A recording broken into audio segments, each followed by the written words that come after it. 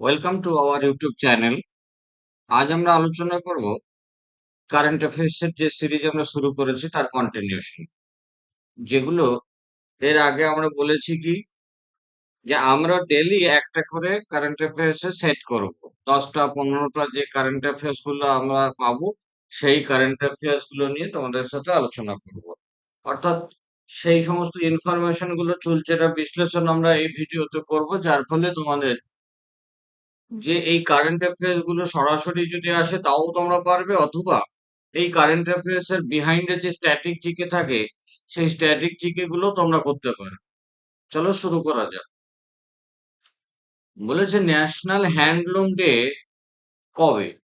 Actually আমাদের 7ই August প্রতি বছর, প্রত্যেক বছর 7ই আগস্টকে জাতীয় হ্যান্ডলুম দিবস বা ন্যাশনাল হ্যান্ডলুম ডে বা যাকে জাতীয় তাঁত দিবস বলা হয়।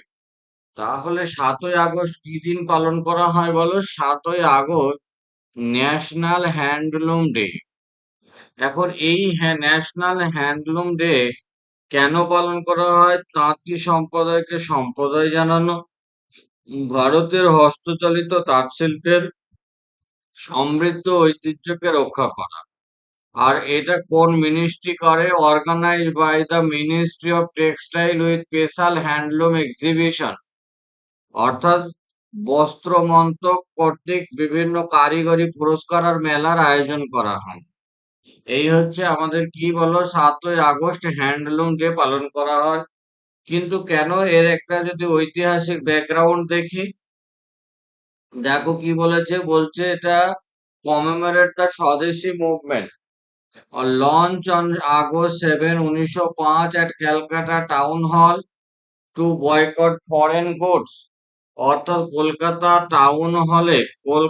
টাউন হলে যখন এটা মানে স্বদেশী মুভমেন্ট হয়েছিল, সেই স্বদেশী মুভমেন্ট লঞ্চ August 7, 1905।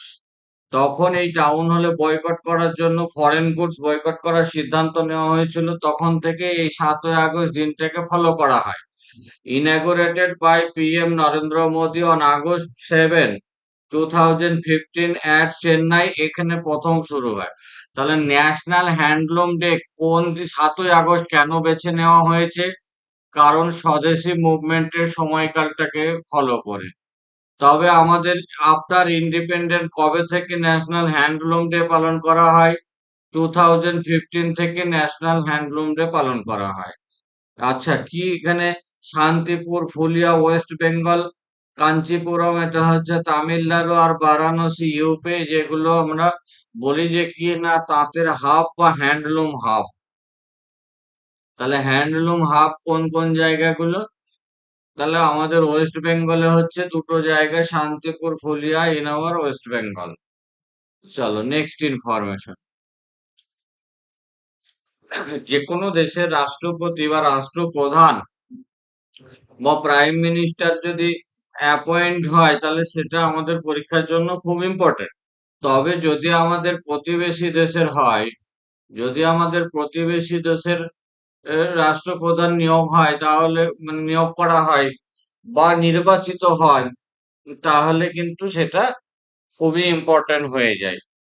আবার এখানে আমরা দেখবো যে কলম্বিয়ার নিউ প্রেসিডেন্ট, যদিও কলম্বিয়া আমাদের কোনো নেবারিং কান্ট্রি নয়, প্রতিবেশী রাষ্ট্র নয়, তবু আমরা একটুখানি জেনে নেব রাষ্ট্রপতি বা প্রেসিডেন্ট নির্বাচিত হয়েছেন কে, নির্বাচনে জিতে এসছে কে?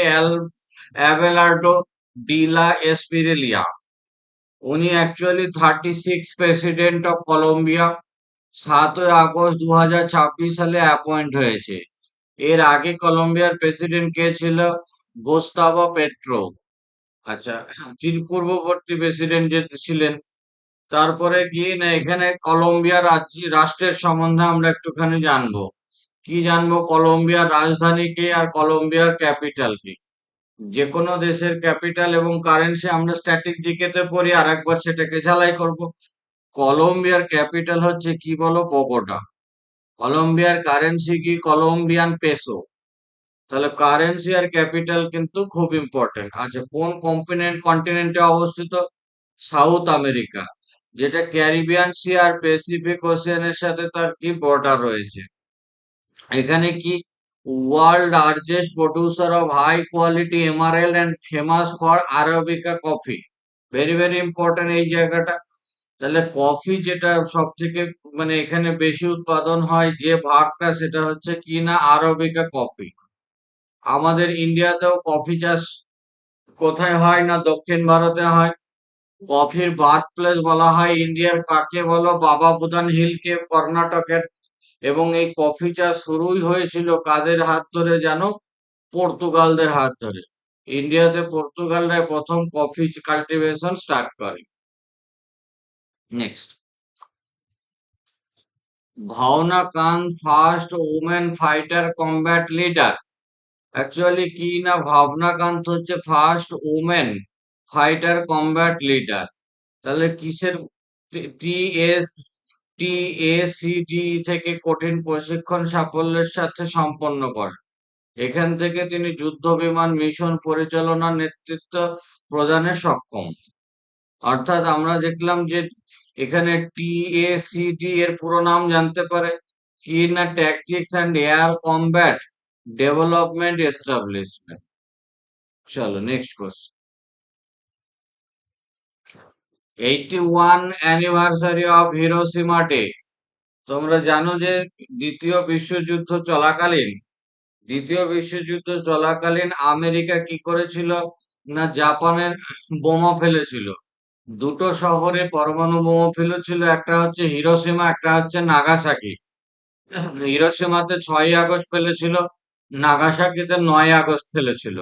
তা এটা এই বছরে কত হচ্ছে বলো? 81 ইয়ার কমপ্লিট হচ্ছে, মানে 81th অ্যানিভার্সারি।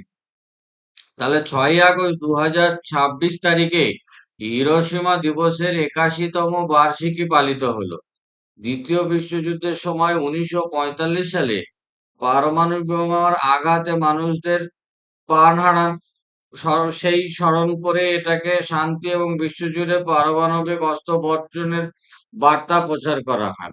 তাহলে কবে দ্বিতীয় বিশ্বযুদ্ধের ওয়ার্ল্ড ওয়ার 2 হয়েছিল? 1939 থেকে 45। 1945 সালে কিন্তু বোমা ফেলা হয়েছিল।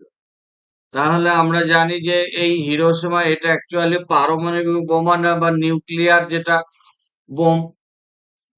তাহলে নিউক্লিয়ার বোম যদি হয় তাহলে সেটা আমরা নিউক্লিয়ার এলিমেন্ট ইউরেনিয়াম দিয়ে তৈরি। আচ্ছা, ইউরেনিয়ামের কোন এটা আইসোটোপ? ইউরেনিয়াম 235। এটা dropped by USA aircraft Enola Gay 6ই আগস্ট 1945।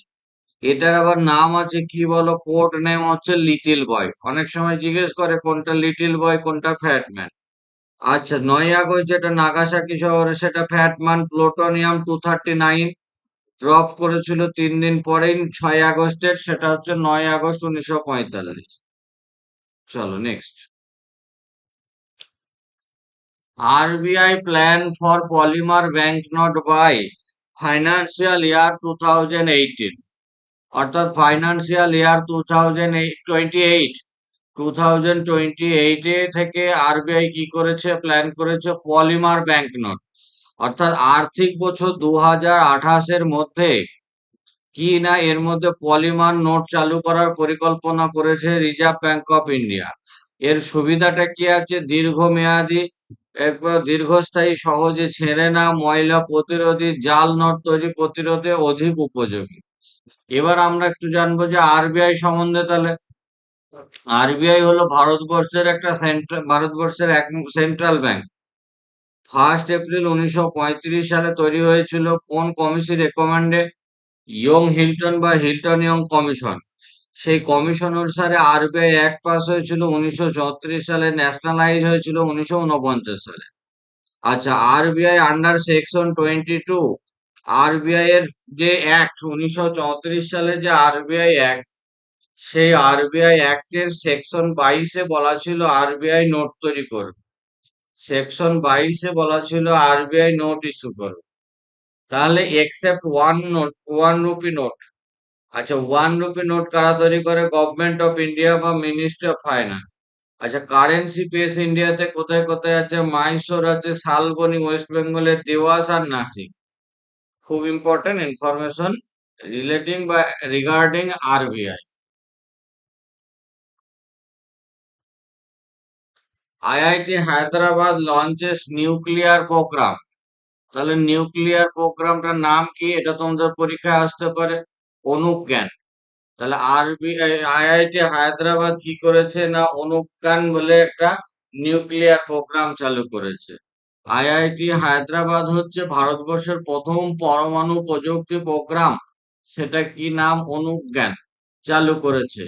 ক্রিমসন এনার্জির সাথে যৌথ উদ্যোগে এটা পরিচালিত হয়েছে। এটা কাদের সাথে পার্টনারশিপে বলো, এটা ক্রিমসন এনার্জি এক্সপার্ট।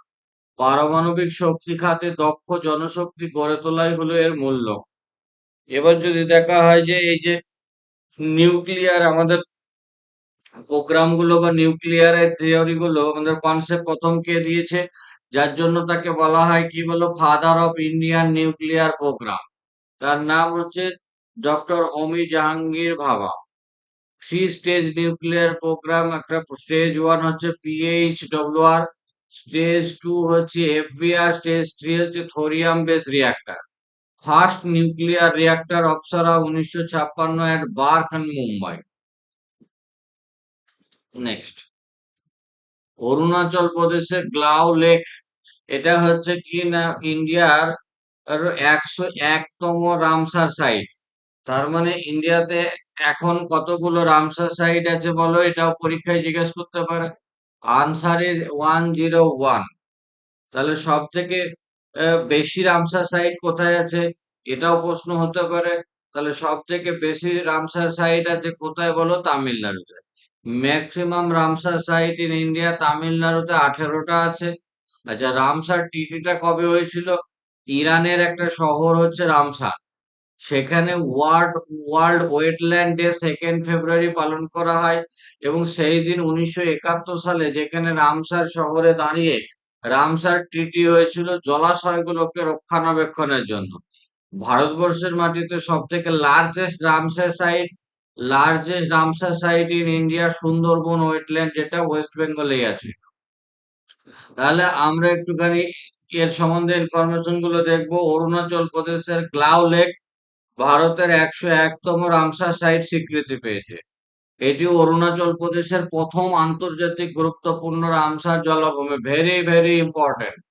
অরুণাচল প্রদেশে এর আগে কোনো রামসার সাইট ছিল না। এই বছর এই যে গ্লাউ লেক হচ্ছে প্রথম যেটা আন্তর্জাতিক গুরুত্ব সম্পন্ন রামসার জলাভূমি। এটি কামলাং টাইগার রিজার্ভের মধ্যে অবস্থিত। অ্যাকচুয়ালি অরুণাচল প্রদেশের একটা লোহিত ডিস্ট্রিক্ট আছে, যে ডিস্ট্রিক্টে কামলাং টাইগার রিজার্ভ আছে। তাহলে located inside the Kamlang tiger reserve, Kamlang tiger রিজার্ভের মধ্যেই এই গ্লাউ লেকটা অবস্থান করে। Next, ICAR develops India's first ASF vaccine. তাহলে ICAR কি করেছে না, আমাদের প্রথম ASF ভ্যাকসিন। ASF মানে ASF বলতে আফ্রিকান সোয়াইন ফিভার। আর ICAR এর পুরো নাম অনেক সময় জানতে চাই। এটার পুরো নাম হচ্ছে Indian council of agricultural research develop ইন্ডিয়ার first indigenous African swine fever vaccine, developed by scientist ICAR NIHSAD, Bhopal, using cell line based live attenuated genotype ASF strain, অর্থাৎ ISAR নিয়ে এর বিজ্ঞানীরা এটা আবিষ্কার করে। ICAR কবে তৈরি হয়েছে, এর ইতিহাস বা ব্যাকগ্রাউন্ড যদি একটু দেখি আমরা, তাহলে কবে ICAR তৈরি হয়েছে? 1929 সালে। ICAR এর হেডকোয়ার্টার কোথায়? নিউ দিল্লি। ASF এর নেচারকে highly contagious viral disease affecting pig with up 100% mortality. আচ্ছা, প্রেসিডেন্ট অফ ICAR, প্রেসিডেন্ট যখন যে ইউনিয়ন মিনিস্টার অফ এগ্রিকালচার হয় তখন সে প্রেসিডেন্ট হয়। Next, India overtakes Japan. India জাপানকে অতিক্রম করেছে কিসে বলো, সোলার প্রডিউসারে। তাহলে ইন্ডিয়া হচ্ছে ওয়ার্ল্ড এর এখন থার্ড লার্জেস্ট সোলার প্রডিউসার। তাহলে ইন্ডিয়া শার্প মানে শার্পেস্ট কি না Japan to become the world third largest solar power producer. আচ্ছা, solar generation reach record high driven by large scale solar park and rooftop installation. আচ্ছা, top three country যদি আমি ইন্ডিয়াকে তো বলছিলাম যে থার্ড কান্ট্রি, তাহলে তার আগে দুটো কান্ট্রি কারা? ফার্স্ট হচ্ছে চায়না, সেকেন্ড হচ্ছে ইউএসএ। তাহলে ফার্স্ট কান্ট্রি সোলার প্রডিউসারে ফার্স্ট কারা? চায়না। সোলার প্রডিউসারে ফার্স্ট হচ্ছে চায়না, সোলার প্রডিউসারে সেকেন্ড হচ্ছে ইউএসএ, আর থার্ড হচ্ছে ইন্ডিয়া। তা জাপানকে পেছনে ফেলে বিশ্বজুড়ে তৃতীয় বৃহত্তম সৌর বিদ্যুৎ উৎপাদক হলো ভারত। গ্লোবাল ইলেকট্রিসিটি রিপোর্ট অনুযায়ী এই তথ্য প্রকাশিত হয়েছে। শীর্ষ তিন দেশ: প্রথম চায়না, দ্বিতীয় মার্কিন যুক্তরাষ্ট্র, তৃতীয় হলো ভারত। আচ্ছা, এই সম্বন্ধে যদি জানতে গিয়ে একটা প্রশ্ন চলেই আসে, সেটা হচ্ছে কি বলো? ISA, international solar alliance. তোমরা জানো যে এটা ইন্টারন্যাশনাল একটা অর্গানাইজেশন, কিন্তু হেডকোয়ার্টার ইন্ডিয়াতে আছে। তাহলে কোথায় আছে হেডকোয়ার্টার? ইন্টারন্যাশনাল সোলার অ্যালায়েন্স এর হেডকোয়ার্টার আছে হরিয়ানার গুরুগ্রাম। ইন্ডিয়াতে যেটা এস্টাবলিশড হয়েছে 2015 সালে by India and France. India এবং ফ্রান্সের কোলাবোরেশনে তৈরি হয়েছে। Largest solar park in India, ভালডা সোলার পার্ক, যেটা রাজস্থানে আছে। ভেরি ভেরি ইম্পর্টেন্ট এটা। এটা মোটামুটি কারেন্ট টপিক যেটা ঘটছে তার বিহাইন্ডে যে জিকে আছে, অর্থাৎ স্ট্যাটিক জিকে, সেগুলো নিয়ে আমরা ডিসকাস করছি। তোমরা জানো যে পরীক্ষাতে তার বিহাইন্ডে যে স্ট্যাটিক জিকে গুলো সেগুলোই আসে।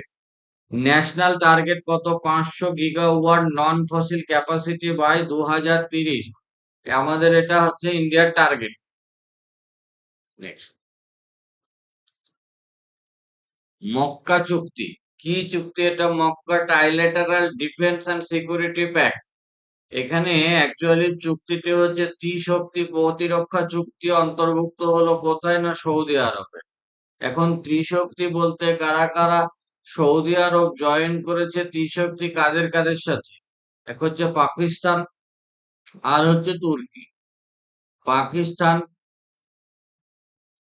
তুর্কি এন্ড সৌদি আরব। মক্কা চুক্তি এটা হচ্ছে ডিফেন্স একটা agreement. Focus on regional security, counter terrorism, maritime safety in the Red Sea, and defence technology sharing. কোন তিনটা দেশের মধ্যে? যে এই তিনটা দেশের মধ্যে। পশ্চিম এশিয়ায় সামরিক সহযোগিতার নতুন মাত্রা তারা যোগদান করেছে। এটা ওয়েস্ট এশিয়ার ডিফেন্স অ্যালায়েন্স এর এটা। এখানে আমরা জানবো তাহলে কি না সৌদি আরবের রাজধানী কি এবং সৌদি আরবের কারেন্সি কি। সৌদি আরবের যদি রাজধানী আমরা জানি তাহলে কি বলো? রিয়াদ। সৌদি আরবের কারেন্সি হচ্ছে কি না রিয়াল, সৌদি রিয়াল। আচ্ছা, এখানে যে সিটি মক্কা এবং মদিনায় অবস্থিত, এখানে হোলি সিটি মানা হয়। আচ্ছা, ওয়াটার বডিজ হচ্ছে রেড সি এবং এখানে পার্সিয়ান গল্ফ আছে। তাহলে সৌদি আরবের পশ্চিমে কি আছে বলো? রেড সি, আর পূর্ব দিকে আছে পার্সিয়ান গালফ। ঠিক আছে, আজকে তাহলে আমাদের এই পর্যন্তই। Thank you for watching my